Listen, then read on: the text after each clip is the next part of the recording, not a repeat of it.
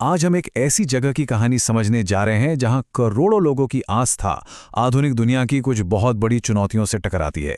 जी हां, हम बात कर रहे हैं गंगा सागर मेले की। जरा ये नंबर देखिए। एक बंगाली अखबार के मुताबिक 2024 में इतने ही श्रद्धालु इस मेले में पहुंचे थे। सोचिए, 1 करोड़ 10 लाख लोग। सही सुना आपने। कुंभ मेले के बाद ये भारत का दूसरा सबसे बड़ा मेला है। ये सिर्फ एक आंकड़ा नहीं है, ये तो आस्था के एक महासागर का सबूत है। तो सबसे बड़ा सवाल यही उठता है कि आखिर वो कौन सी शक्ति है, कौन सी वजह है जो हर साल लाखों करोड़ों लोगों को इस दूर दराज के द्वीप तक खींच लाती है। चलिए इसी सवाल का जवाब ढूंढते हैं। तो सबसे पहले हम इस विशाल धार्मिक उत्सव के माहौल को और इसकी गहरी आस्था की जड़ों को समझने की कोशिश करते हैं। हर साल जनवरी में मकर संक्रांति के दिन लाखों लोग यहाँ पुण्य स्नान के लिए इकट्ठा होते हैं, मतलब एक पवित्र डुबकी लगाने के लिए। ये वो खास जगह है जहाँ पवित्र गंगा नदी सागर में मिल जाती है। अच्छा, तो ये डुबकी इतनी ज्यादा महत्वपूर्ण क्यों है? इसके पीछे एक बहुत ही प्राचीन और दिलचस्प पौराणिक कथा जुड़ी हुई है। कहानी कुछ यूं है कि इसी जगह पर ऋषि कपिल मुनि ने राजा सगर के 60,000 पुत्रों को अपने क्रोध से भस्म कर दिया था। फिर उनके उद्धार के लिए राजा भगीरथ सालों की तपस्या के बाद मां गंगा को धरती पर लाए, और तभी से ये मान्यता है कि यहाँ के पानी में डुबकी लगाने से सारे पाप धुल जाते हैं और मोक्ष मिलता है, यानी जन्म मृत्यु के चक्र से हमेशा के लिए मुक्ति। पुण्य स्नान के बाद तीर्थयात्रियों की ये यात्रा कपिल मुनि मंदिर में आकर पूरी होती है। ये मंदिर उन्हीं ऋषि को समर्पित है जहां श्रद्धालु अपनी प्रार्थनाएं अर्पित करते हैं।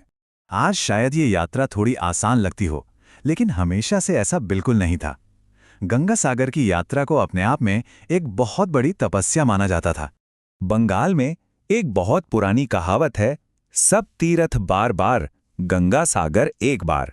इसका सीधा सा मतलब है कि आप दूसरे तीर्थों पर तो बार बार जा सकते हैं, लेकिन गंगा सागर की यात्रा अगर जीवन में एक बार भी हो जाए तो वो ही काफी है।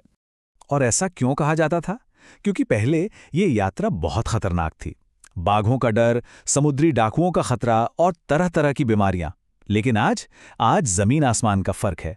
करोड़ों लोगों को सुरक्षित रखने के लिए घाट हैं, ड्रोन से निगरानी होती है, और यहां तक कि सरकार की तरफ से बीमा भी मिलता है।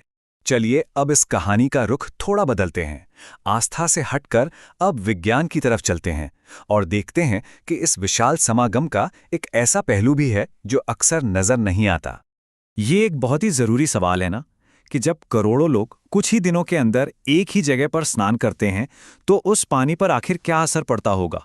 इस आध्यात्मिक क्रीड़ा के दरअसल गहरे वैज्ञानिक परिणाम भी हैं, और इसके दो प्रमुख अनदेखे प्रभाव हैं। पहला पर्यावरण पर, और दूसरा हमारे पब्लिक हेल्थ पर। अब इसे समझने के लिए हमें सबसे पहले फाइटोप्लैंक्टन को जानना होगा। ये असल में पानी में रहने वाले बहुत ही छोटे छोटे पौधे होते हैं जो वहाँ के पूरे इकोसिस्टम का आधार हैं, और इनकी हालत देखकर ही पानी की सेहत का पता चलता है। ये एक तरह से पानी के डॉक्टर हैं। तो साइंटिफिक स्टडीज ये बताते हैं कि मेले के ठीक बाद क्या होता है।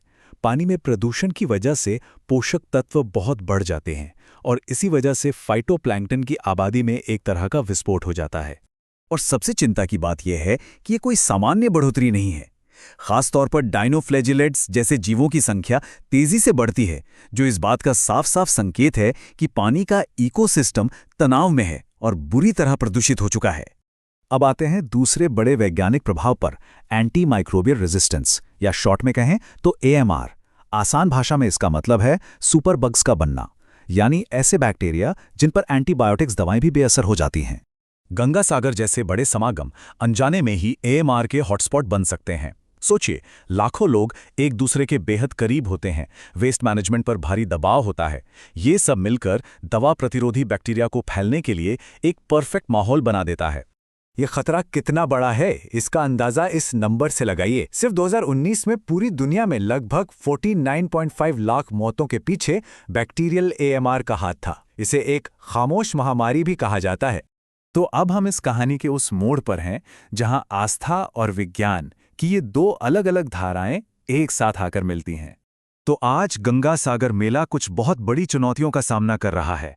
पहला है पर्यावरण प्रदूषण, दूसरा है AMR जैसे पब्लिक हेल्थ से जुड़े खतरे, और तीसरा है एक दूर दराज द्वीप पर करोड़ों लोगों के लिए इंफ्रास्ट्रक्चर का भारी दबाव। और ये सब हमें एक आखिरी और बहुत ज़रूरी सवाल पर लाकर छोड़ देता है कि हम अपनी सदियों पुरानी आस्था और परंपराओं को एक स्वस्थ और टिकाऊ भविष्य की ज़रूरतों के साथ कैसे संतुलित कर सकते हैं। इस पर सोचना बहुत ज़रूरी है।